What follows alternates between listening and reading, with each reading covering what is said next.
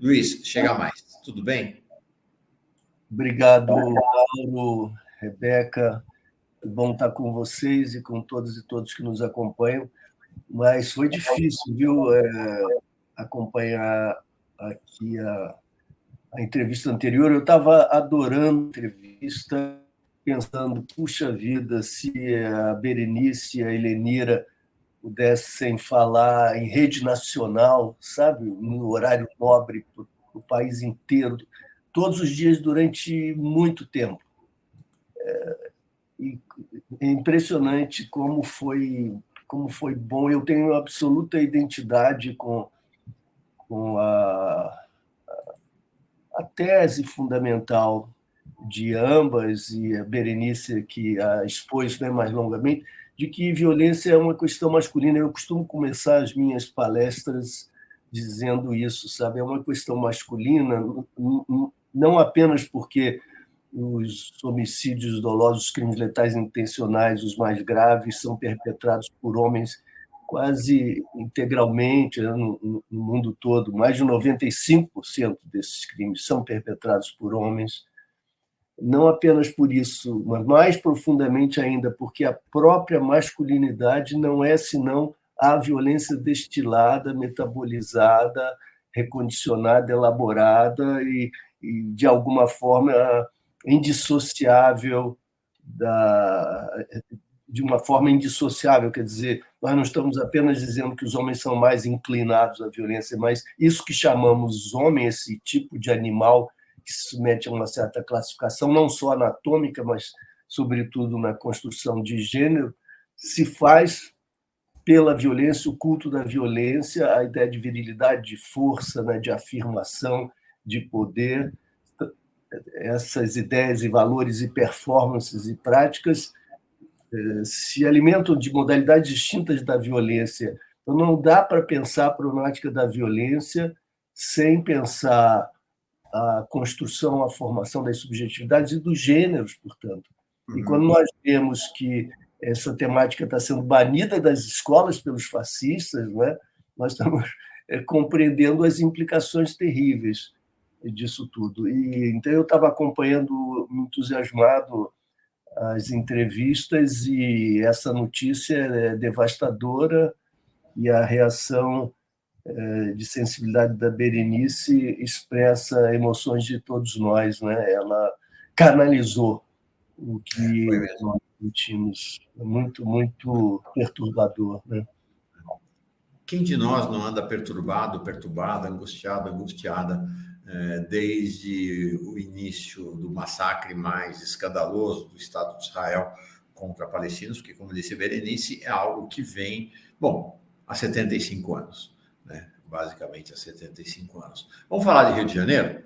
Queria um olhar teu para o cenário do Rio de Janeiro, né? Também é um cenário, falando da Palestina, né? Vem há 75 anos, agora explodiu. Rio de Janeiro é a mesma coisa, né, Luiz? Vem há não sei quantos anos, agora explodiu. Mas é um cenário estrutural. Queria uma avaliação tua sobre o que está acontecendo no Rio neste momento e o quadro mais geral, por favor. E só te informando que ontem, eu não sei se você fica feliz com isso ou não, se continuaremos seus amigos ou não depois dessa, né, Rebeca? Mas o Genuíno lançou seu nome para ministro da Segurança Pública, o Lula disse que vai recriar, não sei se isso é uma boa notícia para você ou não, e aí Rebeca e eu apoiamos. Eu espero que você não nos tire da lista de amigos. Generosidade do Genuíno não tem limite, né? Mas no Rio de Janeiro nós tivemos experimentos de autonomização policial, autonomização ilegal, inconstitucional, mas abençoada, promovida, estimulada por autoridades políticas, portanto, superiores às polícias, desde os anos 50. Então, com grupos de elite cuja missão clandestina era executar extrajudicialmente aqueles que eram definidos como inimigos número 1 do Estado, os grandes ameaçadores da ordem pública, os bandidos da hora, né? Os criminosos da hora. Nos anos 60, Esquadrões da Morte, Escuderie Lecoq, os Homens de Ouro, Mão Branca, e os nomes vão variando e se multiplicam esses grupos, são dotados de um mandato ilegal, inconstitucional, criminoso, higienista, profundamente racista, e com elementos também simbólicos do patriarcado brasileiro, evidentemente, né? Essa masculinidade pseudo-heróica, épica, que se impõe pela força, com o uso da arma, e que se projeta acima de quaisquer considerações e de limites legais, para executar os que eram definidos como inimigos do Estado. Isso vai seguindo. Esses justiceiros começam a ser contratados por comerciantes locais, por lideranças políticas locais, e funcionam como assassinos a soldo. Aos poucos, esses grupos se vinculam a outros grupos, porque, evidentemente, as ambições vão se projetando, se articulando, se combinando, e os poderes locais tirânicos se fortalecem. No caso da Baixada Fluminense, o bicho é o nome do crime organizado que enfecha esses subpoderes com segmentos policiais todo o tempo, né? Indissociáveis, portanto, da degradação institucional. A ditadura acaba cooptando vários desses grupamentos e indivíduos ligados a esses grupamentos, e eles são treinados e depois prestam serviço nos porões como assassinos, a serviço do Estado, e como torturadores. Isso já foi objeto de pesquisas sérias, com muitas publicações, etc. Com o declínio da ditadura, são devolvidos às instituições de origem, às polícias, e voltam às suas práticas anteriores, buscam lugar e função na segurança privada de bicheiros, e alguns alçam voos mais ambiciosos e se tornam empreendedores do crime, eles próprios bicheiros, saem do Estado, se articulam, por exemplo, no Espírito Santo, como o capitão Guimarães, e assim sucessivamente. Essa constelação de nichos, de grupos que vão se autonomizando, eles denotam o funcionamento de um mecanismo que permanece, que perdura ao longo da transição democrática, a chamada transição democrática.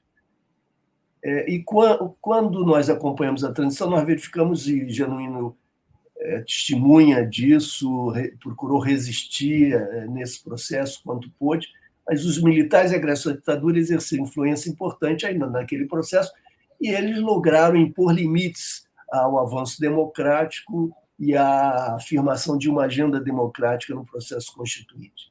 E isso resultou em 2 artigos da Constituição, que são declarações de triunfo da ditadura sobre a futura democracia. O 142, que diz respeito às Forças Armadas, foi objeto, ao longo desses 4 anos, de tanta angústia e debate nosso, na resistência democrática contra o avanço do fascismo, que se aproveitava de determinadas leituras facultadas pelas ambiguidades do 142, e o artigo 144, que desenha, que estabelece o modelo policial, a arquitetura institucional da segurança pública, etc., congelando o que havia sido forjado, criado na ditadura, sobretudo a partir de 67, 68. É como se os militares dissessem: olha, brinquem de democracia dali em diante, mas daqui para cá não toquem, não ousem promover qualquer mudança. E nós não tivemos transição nas Forças Armadas, e disso nosso amigo Manuel Domingues dá conta no seu belo, importante, histórico livro, né, Fazer com militar que ele está lançando no país todo, promovendo uma importante discussão que tinha sido sempre postergada ou calada, com muita objetividade ele faz isso, e o 144, que diz respeito às polícias, continua como um grande tabu. Muitos de nós temos buscado questionar esse artigo de modo a defender mudanças estruturais, institucionais nas polícias, etc. Mas o fato é que se congelou esse modelo, e quando você congela o modelo organizacional, você não está simplesmente fixando, estabilizando uma determinada ordem formal, um organograma. Não, porque mulheres e homens, sobretudo no caso homens profissionais, vêm organizados para o futuro democrático, vêm desse passado sombrio para o futuro democrático. São as mesmas pessoas, com a mesma cabeça, a mesma sensibilidade, os valores, a cultura corporativa é a mesma. E a cultura corporativa se manifesta por práticas determinadas. A prática que define o suspeito como inimigo a ser executado, a ser eliminado. A ideia de que a sua função institucional nas polícias é defender homens de bem, né, contra o mal representado por quem? Jovens negros dos territórios vulneráveis. A marca do racismo está aí já na definição mesma do dever funcional, uma definição absolutamente contrária aos princípios constitucionais de 88, mas que é representativa de uma cultura anterior, né? Cultura que tinha prevalência durante o período ditatorial, sobretudo nos porões. E a ditadura, lembremos, não inventou a violência policial, tortura, assassinato e as práticas racistas e classistas, etc. Não, porque isso é nossa herança histórica que remete à escravidão, mas a ditadura intensificou tudo isso, redirecionou, como nós sabemos. E com a transição, então, fixando essas estruturas do passado e impedindo que a democracia, a democratização avançasse, que a transição avançasse para dentro das polícias e desse sistema, etc., o que nós tivemos foi a criação de um enclave institucional.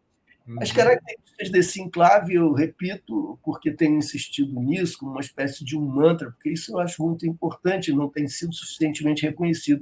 As características desse enclave é ser refratário à autoridade política, civil, republicana, e refratário à Constituição, aos direitos humanos, etc.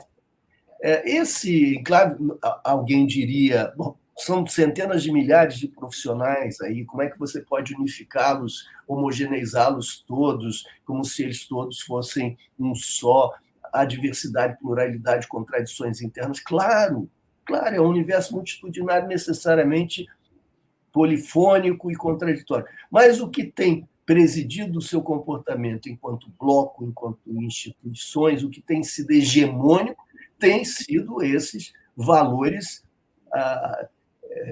que a ditadura legou, valores, portanto, herdados da ditadura, valores e práticas consolidadas. Bom, o Constituinte de 88 disse o seguinte: bom, nós perdemos o modelo policial é esse, forjado na ditadura, vamos mantê-lo pela pressão dos militares, a correlação de forças não permite avanço, mas nós contamos com o Ministério Público, cujo dever constitucional é exercer o controle externo da atividade policial. Então, há um contrapeso aí, um balanço. Não houve, por cumplicidade, omissão ou por decisões mesmo práticas, e a despeito da resistência de tantas e tantos promotores, procuradores que procuram nadar contra a corrente, mas o que predominou no Ministério Público foi omissão e cumplicidade. Não se exerceu o controle externo. Por isso, o genocídio de jovens negros e jovens pobres dos territórios vulneráveis ao longo dessas décadas. E com variações nos governos federal, os governos estaduais, que não chegaram a impactar, senão residualmente, essa realidade. Houve até esforços de resistência, de reforma, de transformação, mas o fato é que governadores acabam nas mãos das polícias, porque o poder de desestabilização política das polícias é imenso. Então, eles, como não têm convicções, projetos alternativos, força na sociedade, acabam chantageados e cedendo à demagogia, ao populismo penal, ao proibicionismo, ao discurso da direita, e a política que se faz mesmo pela mediação de políticos, eventualmente, que se identificam com a esquerda, a política tem sido a política da direita e da extrema-direita. O resultado disso tudo é que aquilo que eu mencionara no início dessa resposta, a emergência de núcleos, né, que vão se autonomizando, os esquadrões da Moia, que depois são cooptados pela ditadura, isso tudo perdura e cresce, se avoluma. E a autonomização é protegida pelo enclave. O próprio enclave é uma grande autonomização relativamente ao controle civil, político e à Constituição. Então, nós temos no centro da nossa democracia, no meio da sala, uma patologia institucional, porque são instituições importantíssimas que não seguem determinações constitucionais e não se submetem à hierarquia tal como definida constitucionalmente. Ou seja, os governadores efetivamente não mandam. Alguns dizem assim, mas o Tarcísio, outros governadores estão indicando o caminho da violência e o caminho da violência está sendo seguido. Ora bolas, se o pajé, o feiticeiro, evoca a tempestade no meio da tempestade, não está demonstrando sua capacidade de alteração do clima e de condução do clima. Eu quero ver convocar a tempestade no deserto, eu quero ver o governador que se opuser a essas práticas, que determinar reorientações profundas e que venha a ser efetivamente obedecido. Aí nós teremos estabelecimento do comando. Então, por enquanto, como todos apontam, acabam sendo levados, tragados por essa correnteza irresistível, todos parecem estar comandando, mas aquilo é o minueto da corte, é a dança, é a coreografia ritualizada, um espetáculo público para demonstrar que eles efetivamente mandam. Mas se quisessem alterar a rota, não teriam poder para fazê-lo. Então, nós temos de lidar com esse tremendo desafio. No Rio de Janeiro, nós temos a exacerbação desses processos de autonomização, e as milícias são formas degradadas e metastáticas de autonomização. Elas provêm das polícias, e eu acho inacreditável que tantas vezes na mídia a gente veja o seguinte: o que as polícias deveriam fazer, porque, afinal de contas, temos agora 35 ônibus queimados e novas manifestações de criminalidade, o crime está fora de controle. Meus amigos, o que são as milícias? Elas são organizações criminosas, mafiosas, digamos assim, que provieram das polícias, são realimentadas por policiais, têm a participação de policiais, ex-policiais e agregados, e nós estamos, portanto, falando de polícias. O que a polícia deve fazer? Deve deixar de gestar milícias, deve deixar de ser o que tem sido. Como é que nós podemos pensar na problemática do crime como uma problemática dissociada do Estado e das polícias? Falar em Estado paralelo, mas Estado paralelo, se elas das polícias organicamente, nós estamos falando de continuidades pervertidas de braços do Estado. Não é o Estado paralelo, é o próprio Estado ele mesmo. É o próprio Estado, evidente. Nós estamos falando do Estado. E como é que é possível, Mauro e Rebeca, que o chefe de polícia tenha sido preso ano passado? Ele já tinha deixado a chefia para ser candidato a deputado federal na coalizão do governador. E aí foi preso pela Polícia Federal. O seu braço direito, que fora seu braço direito ao longo de toda a sua trajetória profissional, havia sido preso lá em 2010 ou 2011. E, naquela ocasião, tinha ficado claro que havia um grande esquema na chefia da Polícia do Rio de Janeiro, e ele acabou saindo da chefia da polícia naquela ocasião e foi para o ostracismo, não foi preso, mas havia suspeitas, etc., pelo envolvimento profundo dele com o braço direito dele, que tinha sido preso. Ele retorna com o Wilson Witzel, com o Cláudio Castro, se torna chefe de polícia de novo. Mas, meu Deus do céu, como é possível isso? A sociedade toda assistindo, a mídia assistindo, porque isso não faz parte, né, da agenda do crime. Bom, esse sujeito é preso é preso, depois de todo esse histórico, ele preso. Alguém chega à chefia da polícia sozinho? É concebível isso? É possível imaginar que um indivíduo isoladamente chegue à chefia de uma instituição como essa? É claro que isso se deu por conta de cumplicidades, promiscuidades, Até onde eu coalizões. sei, não tem concurso para chefe de polícia, né? Até onde eu sei, é o governador do estado ou o secretário de segurança que nomeia o chefe de polícia. Que nomeia. O Witzel acabou com a Secretaria de Segurança. Pois é, exatamente.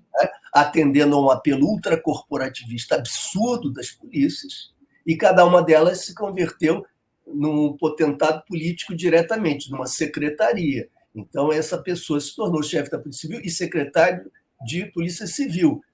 É preso. O que é que se faz? Se nós estivéssemos num lugar sério, minimamente sério, nós diríamos: parem as máquinas e vamos agora proceder a uma grande revisão transparente dessa instituição. Porque como foi possível que isso acontecesse, para que isso não volte a acontecer. E o afastamento de todas as lideranças, de todos os agentes que, de alguma maneira, participavam disso, para começarmos de novo, em novas condições, etc.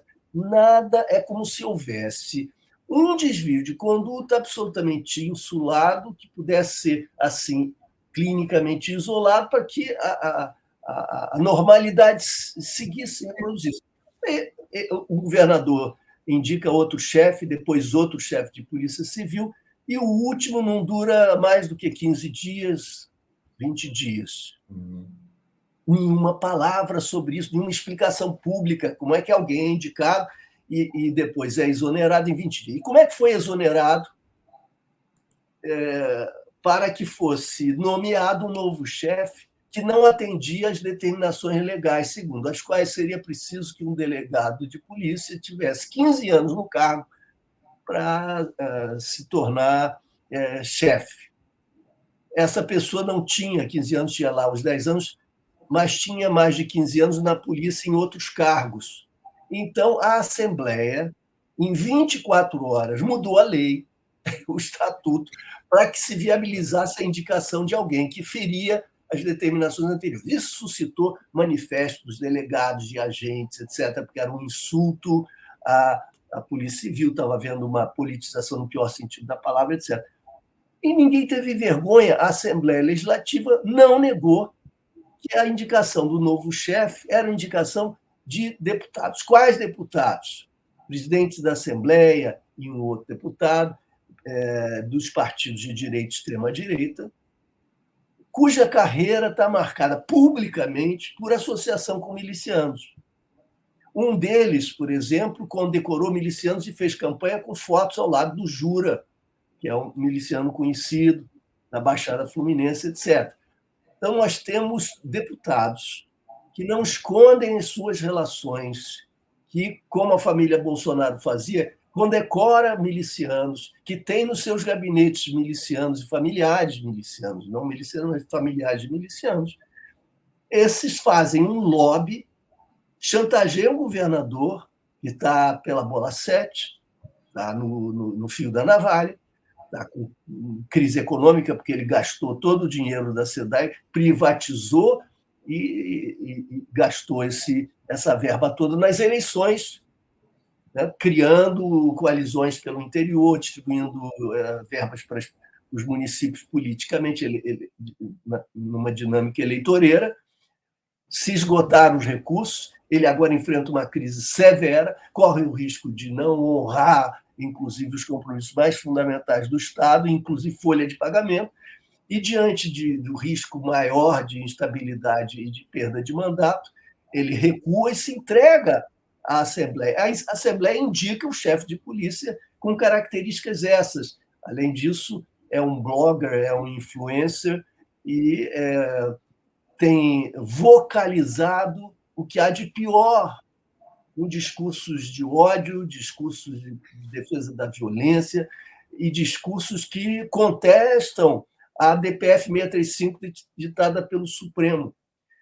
Vejam, nesse quadro, não dá para pensar a problemática da criminalidade nas ruas sem que nós compreendamos que o Estado está rendido a forças internas políticas que são expressões e extensões do problema na rua, que antecedem os problemas da rua e determinam os problemas da rua. Não dá para falar das milícias da rua e do crime e da polícia sem mostrar a politização das milícias e a milicianização da polícia. Eu queria que a Rebeca entrasse. Eu estou impressionado com essa aula que Luiz Eduardo Soares está dando para nós desde as origens, de o que são as milícias hoje. Só para esclarecer, o atual delegado, ou secretário, né? Porque é isso, né? Não tem secretário de segurança no Rio, são 2 secretários. Secretário de Polícia Civil do Rio foi nomeado agora, 15 dias atrás. O nome do sujeito deixa-me ver o nome dele aqui, Marcos Amin. Ele é influencer, é comentarista lá no SBT, ele é notoriamente vinculado às milícias. Para vocês terem uma ideia, ele foi condecorado pelo deputado estadual Márcio Canella, do União Brasil do Rio de Janeiro, outro notório membro das milícias do Rio de Janeiro, com a medalha Tiradentes, a mesma que o Adriano da Nóbrega recebeu lá dos Bolsonaros, tá? Então, o Canella é ligado ao Jura, a que ele se referiu, né? E deu uma medalha para o novo secretário de Polícia Civil. É um negócio assim, agora, dizer que essa turma vai combater as milícias, esses milicianos vão combater as milícias. Vai combater alguns grupos milicianos, né? Só se é para aniquilar a concorrência, né? Não é para combater as milícias, é para combater as milícias concorrentes. Estou chocado com essa aula. E aí você veja, observem o seguinte: a Polícia Federal tem dado verdadeiras aulas, né, de comportamento profissional, de efetividade. Eles apreenderam muitos fuzis numa mansão na Barra, sem um tiro, sem matar ninguém.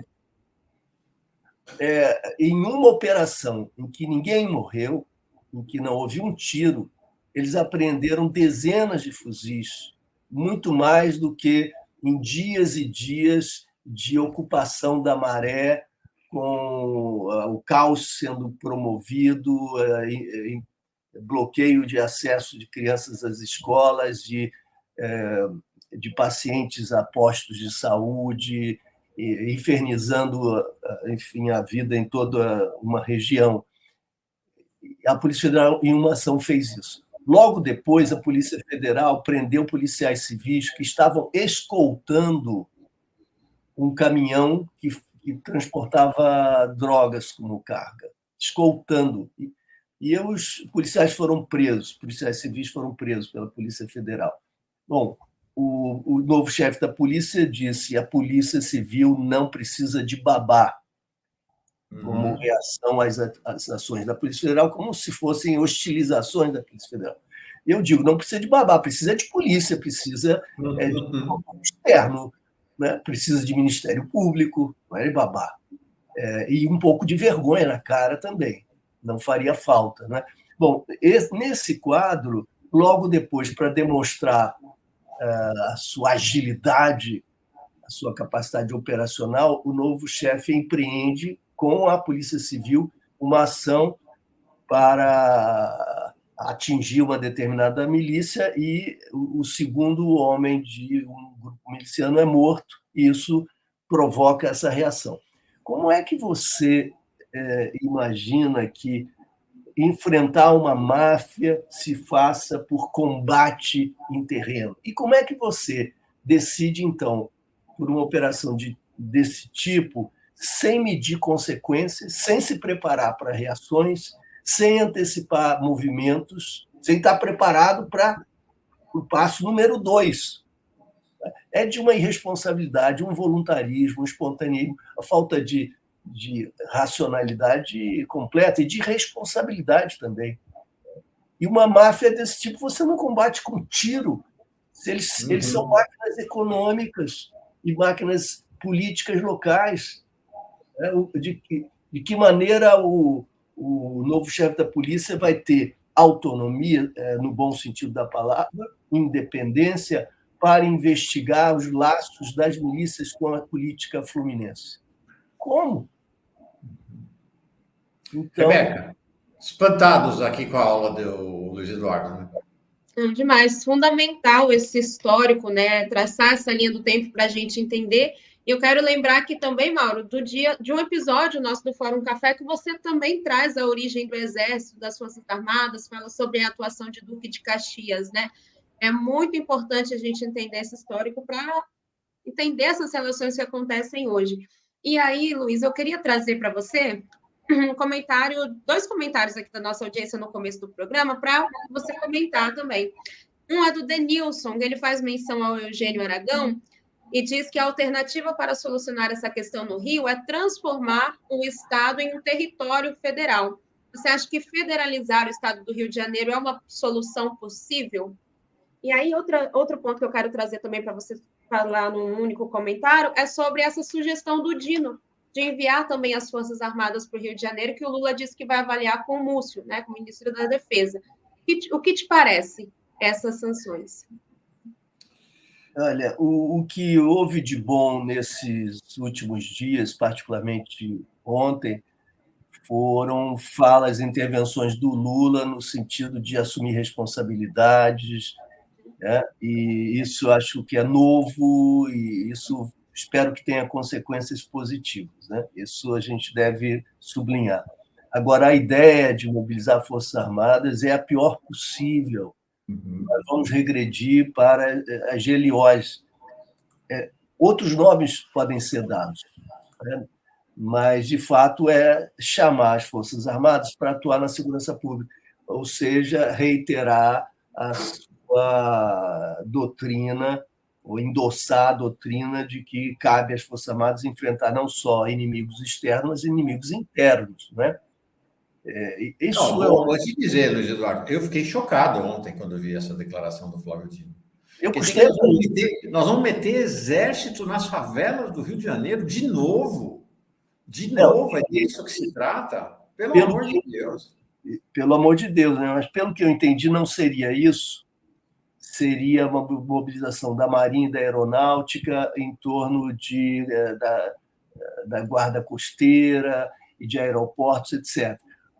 Mas nós precisamos efetivamente vigiar a costa, precisamos efetivamente atuar nos aeroportos, mas não com as Forças Armadas. E se não dispomos hoje de pessoal suficiente na PF, se a institucionalidade não compreende, não incorpora uma unidade, uma agência capaz de cada uma dessas operações, que se invista na sua construção, pensando na edificação institucional futura de uma democracia que mereça esse nome, mas esses improvisos acabam trazendo os fantasmas de volta. No início do governo, ficou muito claro que o governo federal estava deixando para baixo do tapete a prioridade da segurança. Não queria meter a mão nesse vespeiro. Ficou muito claro, né?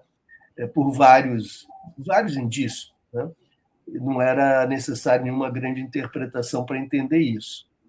E eu compreendia, eu acho que todo mundo compreendeu, porque, afinal, com aquela correlação de forças, nós devemos ao Lula, indivíduo, claro que ele só foi possível por conta do apoio dos movimentos sociais da maioria da sociedade. Mas devemos, efetivamente, ao indivíduo a vitória sobre o fascismo, e por um triz. A situação brasileira é perigosíssima por um triz, então a correlação de forças era delicadíssima.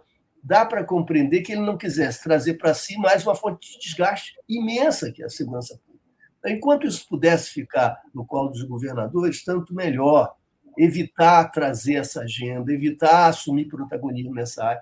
E, por isso, não criou o Ministério da Segurança Pública, por isso o ministro Dino chamou um profissional que é um deputado, que não foi reeleito, do PSB de Pernambuco, que não tem nenhuma relação com essa temática, que não tem história, que não traz consigo compromissos e uma agenda. né, que envolvesse, portanto, políticas de segurança pública, etc. Uma pessoa que pudesse corresponder a um papel low profile, não lançando sombras sobre o ministro e não trazendo à tona essa agenda. Pronto, a segurança pública está em segundo plano. O que eu dizia a mim mesmo, aos amigos, às amigas? Olha, você não gosta da segurança pública, não quer esse tema perto de você, presidente. Compreende-se. Mas o tema gosta de você e vai procurá-lo. É inexorável, porque é um tema nacional, é um tema democrático fundamental, é um tema dramático, que nunca foi enfrentado e que tende a se agudizar, a se explicitar de forma mais ostensiva, na medida em que o Brasil vai vivendo tensões que se aprofundam. Não é possível fingir que essa problemática não está diante de nós como um tremendo desafio. Se não houver uma proatividade, se não houver iniciativa do governo federal de colocar uma política pública em debate, em curso, com todo respeito às limitações e às mediações institucionais necessárias, vai ser atropelado. E quando se é atropelado, se age reativamente, atabalhoadamente, e a grande tentação é do improviso, é do voluntarismo, porque é preciso responder com a resposta política. Aí nós vamos para as performances, para os rituais, para os espetáculos, visita um Estado, visita outro Estado, faz afirmações, declarações, aí estamos perdidos. Estamos perdidos no imediatismo, estamos perdidos na falta de horizonte, né? E vamos submergir abraçados aos fracassos dos Estados. Por que o Cláudio Castro queria tanto a parceria com o governo federal? Não é por força nacional, 300 homens que correspondem a 100 por dia, né? Mais ou menos, no universo de 45 mil policiais militares. Qual a diferença que isso faria? O que o governo federal queria é a parceria política, é a cumplicidade política, é a possibilidade de dividir os ônus pelos banhos de sangue das chacinas que virão. E o governo federal entregou isso para ele, né? De bandeja. Está entregando porque está estabelecendo parceria, diálogo, etc., e sem impor condições. Um governo. Só uma observação, vocês veem essa foto é dramática para a democracia brasileira, porque nós temos um governador que nomeou, e vocês acham que ele não sabia? Claro que ele sabe. Ele nomeou um representante de milícia como seu secretário da Polícia Civil. E o governo federal vai fazer parceria com esse sujeito? O governo federal vai fazer parceria com esse sujeito e mais, em relação às Forças Armadas. Gente, vai colocar as Forças Armadas nos portos e aeroportos. Quanto tempo vai demorar para esses militares começarem a ser comprados? Porque é uma zona de estrangulamento, é uma zona de passagem, é o funil ali, né? É lá que entra. É ali que entram as drogas, é ali que entram as armas. Então, ali é um ambiente propício à corrupção. Quanto tempo vocês imaginam que vai demorar para ter militar comprado pelo esquema das milícias e do tráfico? Ou, o que acontece quando o primeiro militar for morto numa ação, num confronto ali? O que vai acontecer? Basta a falou, né? Não adianta dar o primeiro lance, tem que dar o primeiro lance pensando no segundo e no terceiro, é xadrez, né? Claro, e a resposta às suas perguntas foram dadas por outros países, experiências internacionais. Vamos ver o que aconteceu no México, por exemplo, né? As Forças Armadas acabaram tragadas pelas dinâmicas criminais. Elas foram se degradando nesse processo. Houve muitas cooptações. Isso é muito, muito, muito grave. E, sobretudo, considerando-se a história brasileira, considerando-se a história recente brasileira. E as respostas são sempre as mesmas. Não é possível um governo progressista, democrático, claro que com todas as limitações ditadas por correlação de forças, que é essa, mas um governo que tem compromisso. Então, talvez o ministro respondesse: vocês não são realistas, não estão entendendo que há uma institucionalidade em jogo, são entes federados e o representante do governo federal tem de dialogar com o representante eleito de um governo de Estado. Está certo, mas é possível também meter no meio daquela foto uma pitada de sal, uma pitada de veneno, uma pitada de amargor, com exigências que condicionem a parceria, a obediência à DPF 635, imediatamente, depois de quase 2 anos, né, de desobediência. A DPF 635 é aquela que, em tese, impede as polícias de invadirem as favelas para ações de repressão, né? Na verdade, Mauro, a melhor maneira de defini-la seria dizendo que condiciona as operações ao cumprimento de exigências que são de bom senso, razoabilidade e constitucionalidade, nada mais do que isso. Mas, enfim, sim, impõe limites às operações, exige câmeras nas fardas e assim sucessivamente. Restabelecimento de uma Secretaria de Segurança Pública no Estado do Rio de Janeiro para acabar com essa relação direta da política com a polícia, não é? E que essa Secretaria de Segurança se apresente com o mínimo de credibilidade e transparência, com possibilidade de exercício de controle externo e participação, e que o governador reconheça que essas práticas adotadas nos levaram mais ao fundo do poço ainda. São práticas recorrentes, têm sido recorrentes. Eu, em geral, quando discuto com pessoas que têm outra formação, outra orientação ideológica, digo, olha, não é preciso provar nada, eu não tenho que provar nada, ou defender, sustentar nenhum argumento. Vamos partir da realidade, construída por vocês. Vocês tiveram décadas de experiência, o Rio é um laboratório em que vocês exerceram todas as suas vontades e determinações, vocês a ultradireita.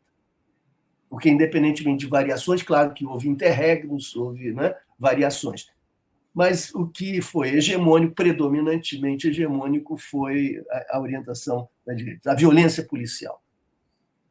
Violência policial, encarceramento em massa de jovens varejistas no comércio de substâncias ilícitas, esse encarceramento feroz e numeroso em massa, fortalecendo facções criminosas, porque o sistema penitenciário entregue às facções criminosas, né? O Estado descumpre a lei de execuções penais. Então, vocês impuseram uma lei de drogas draconiana, absurda, prenderam jovens não violentos, não criminosos, que eram operadores do varejo, fortaleceram as facções. O resultado, degradaram as forças policiais com a concessão de autorização para matar, que isso promove a autonomização ilegal, etc. Vocês fizeram tudo isso. O que nós temos é resultado das políticas de vocês. Vocês estão satisfeitos? Deu certo? Vocês tiveram mais de 30 anos, vocês querem mais 30 anos? Não é suficiente, ninguém está gostando do que está vendo. Então, é necessário reconhecer que não deu certo. O que não deu certo? O que vocês estão fazendo? Aí o governador vai a Brasília pedir penas mais severas, vai pedir o que mais penitenciário. Aliás, o governo federal ofereceu ajuda para a construção de presídios, etc. Compra de arma. Como é que é possível comprar armas e armar polícias que estão degradadas e que têm sido instrumento de reprodução de milícias? Como é possível fazer isso dessa maneira, não é? Sem a imposição de condições? Então, não se trata tampouco de federalizar o território, porque é uma maneira de dizer intervir, né? Ocupar, intervir, etc. Não, mas nós podemos até chegar a uma situação em que o governo federal tenha, sim, de intervir, não com militares, né? Não com ocupação militar, mas, digamos, tomando o poder de uma Secretaria de Segurança que seria, então, recriada e ditando aí um novo curso de ações. Isso não está descartado e isso me parece uma solução limite, o governo federal certamente vai evitar, mas talvez venha a ser inevitável. E certamente é menos mal do que a situação atual de parceria com quem desrespeita ostensivamente a Constituição, né, e as próprias determinações do Supremo. Agora, também não adianta uma intervenção federal para fazer mais do mesmo e operar nos mesmos termos, né? Isso seria... Você traz uma questão interessante, Luiz, que é isso, né? Vocês estão fazendo a mesma coisa há 30 anos e está dando errado. E aí, o que vai se fazer? A mesma coisa que está se fazendo há 30 anos e deu errado até agora. Queria encerrar com duas questões para ti. A primeira questão é a complexidade da situação. Eu queria trazer a lembrança dos mais velhos. Rebeca, você não conhece, viu? Mas vale a pena conhecer. Esta figura aqui, Lúcio Flávio. Lúcio Flávio foi considerado o maior criminoso do Rio de Janeiro na virada dos anos 60 para os anos 70. Morreu esfaqueado na cadeia aos 75 anos. Tem livros, tem filmes. Lúcio Flávio, Passageiro da Agonia, um filme antológico, né, da filmografia brasileira.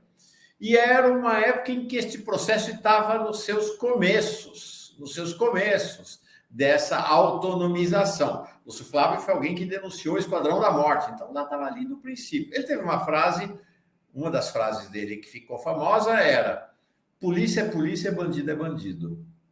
Acabou, não é mais isso. Não existe mais isso. Polícia é polícia, bandido é bandido. E mais do que isso, a gente tem hoje um governo estadual que tem um secretário da Polícia Civil ligado às milícias.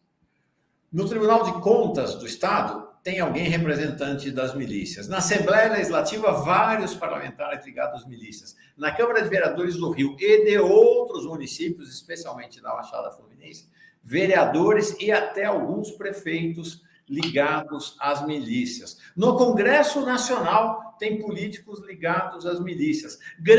Essas milícias são tão poderosas que têm diálogo em relação com grandes empresas, como, por exemplo, as empresas fornecedoras de gás, as empresas de internet, né? Elas fazem a conexão nas comunidades. Então, cenário bem mais complexo do que aquele lá do Lúcio Flávio.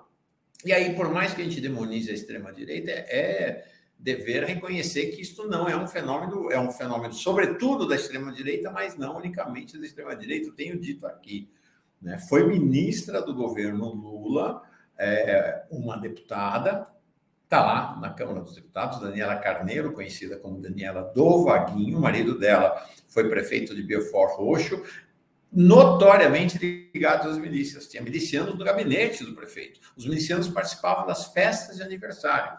A bancada do Vaguinho no Congresso Nacional tem lá um integrante que é o Chiquinho Brazão. Quem é o Chiquinho Brazão? Um dos 3 irmãos Brazão. A família Brazão é uma milícia, também da Zona Oeste do Rio de Janeiro. O chefe da milícia, como eu disse, está lá no Tribunal de Contas do Estado. E foi para o Tribunal de Contas do Estado, olha só que coisa dramática, foi para o Tribunal de Contas do Estado com articulação e apoio de alguém que hoje é o segundo nome da Secretaria de Relações Institucionais.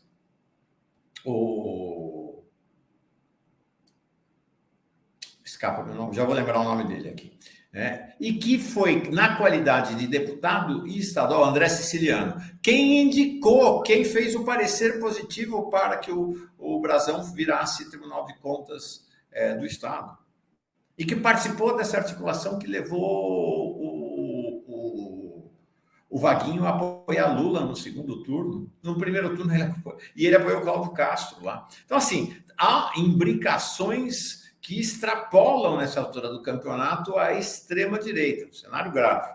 Então, minha pergunta para ti, 2 perguntas. Primeiro, você apoia a criação do Ministério da Segurança, recriação do Ministério da Segurança Pública? Você acha que será importante? Segundo, qual é o seu programa para iniciar o combate a esse problema tão complexo e grave que hoje toma o Rio de Janeiro, mas se não tomar cuidado, vai tomar progressivamente os outros estados do país? Olha, Mauro, eu acho que a gente deve lembrar que o PT apoiou Cabral, né, e se criou no Rio de Janeiro uma aliança ao longo da segunda década do nosso século, e houve um entendimento. Eu não quero demonizar, né, porque tem operadores mal intencionados, mas tem muita gente muito bem intencionada, com compromisso de vida, de luta, e que tem certa compreensão, né? A compreensão de que é necessária uma certa aliança, teria sido necessária uma certa aliança no Rio de Janeiro com o PMDB, com aqueles que são os operadores tradicionais do poder, digamos assim, fazendo vista grossa para suas formas de atuação e chamando até de moralistas e udenistas os que criticavam essas alianças.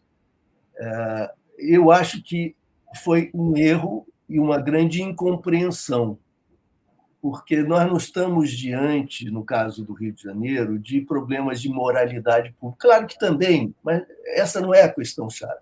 O problema não é o desvio de recurso, alguém que desviou esse recurso, que tinha interesse. Não é essa a questão, isso é peanuts, né? Isso daí é migalha. Não é migalha, é alguma coisa assim.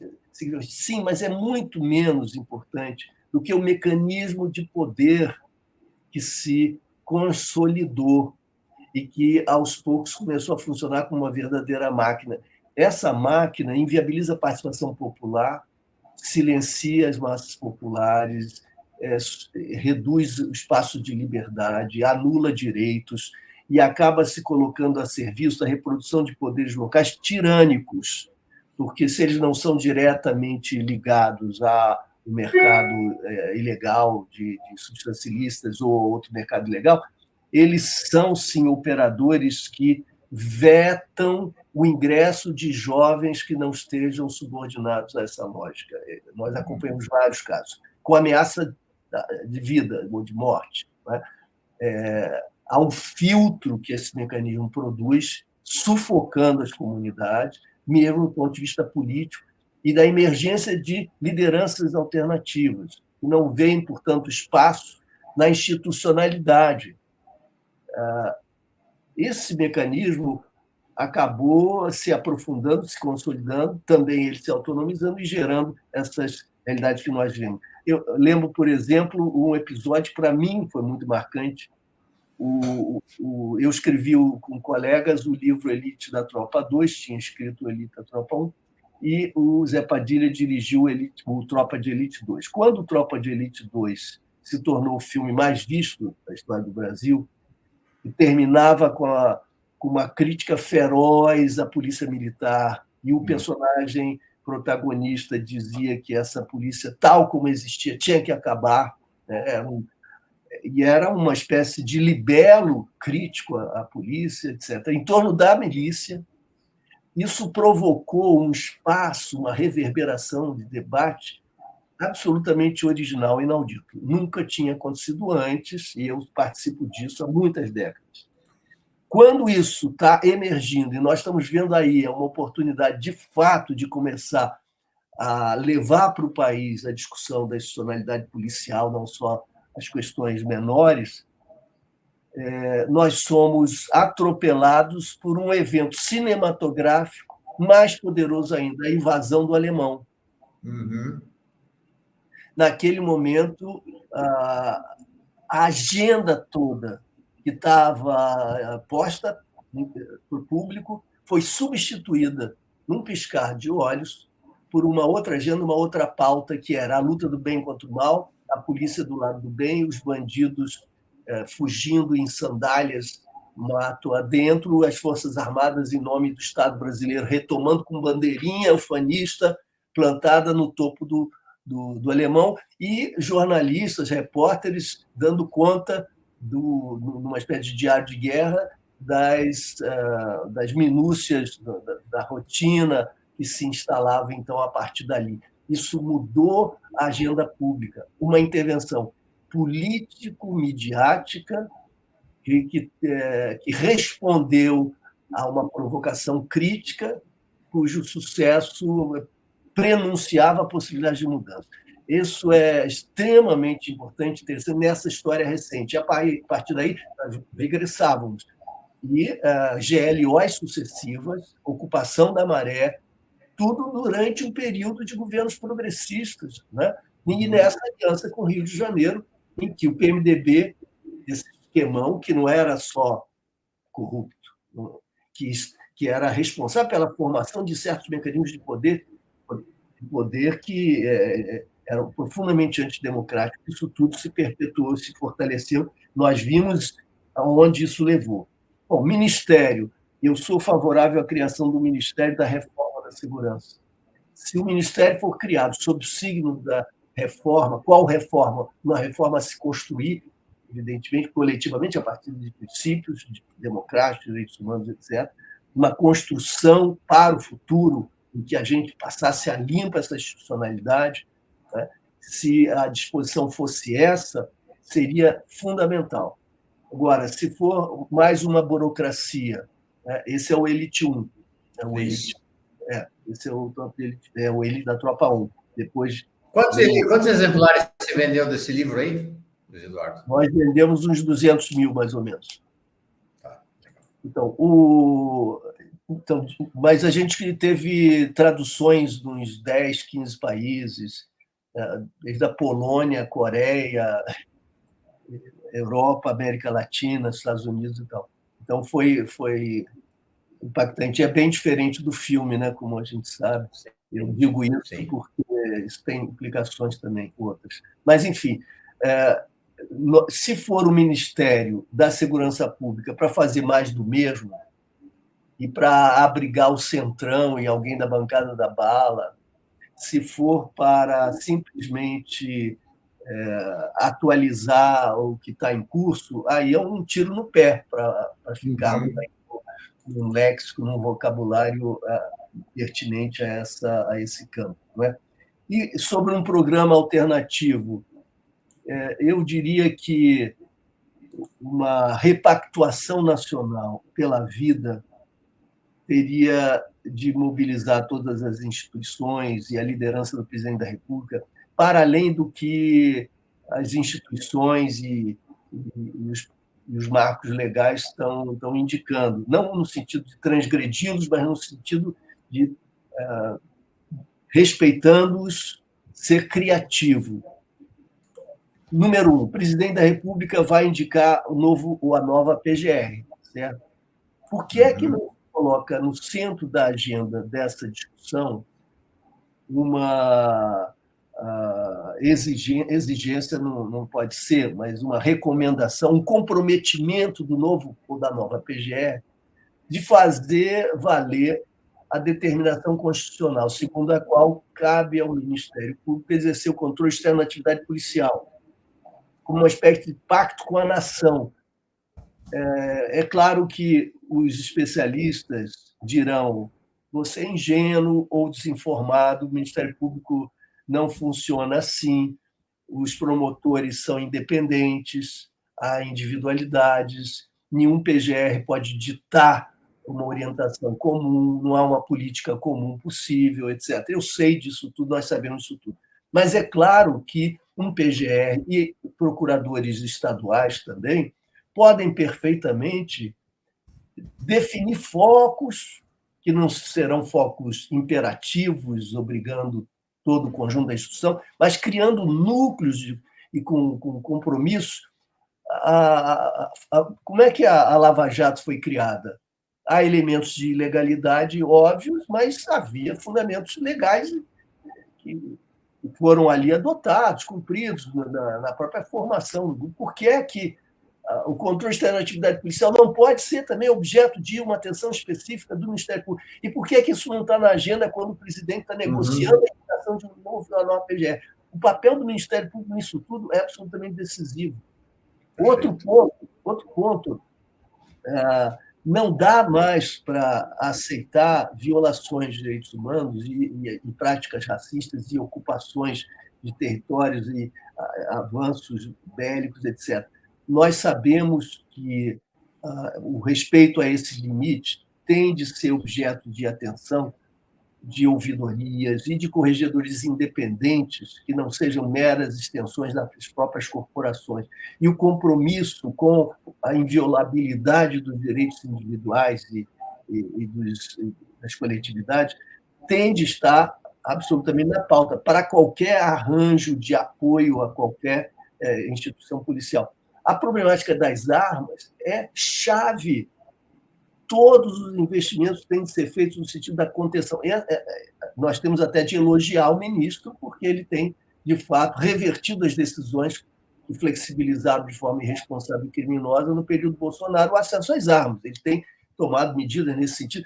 Isso tem de continuar, mas, sobretudo, a Polícia Federal tem demonstrado capacidade, né, de apreensão de armas, etc. Se esse sistema de controle de armas for objeto de um grande investimento, nós vamos substituir derramamento de sangue, com todas as implicações, inclusive contra os próprios policiais, por efetividade. Não há dúvida de que essa é a questão. Nós não podemos continuar encarcerando jovens varejistas de drogas e temos de rever a política de drogas. Isso pega mal porque os fascistas vão se aproveitar dessa situação. Os fascistas vão se aproveitar de tudo, todo o tempo, com fake news e com guerra ideológica.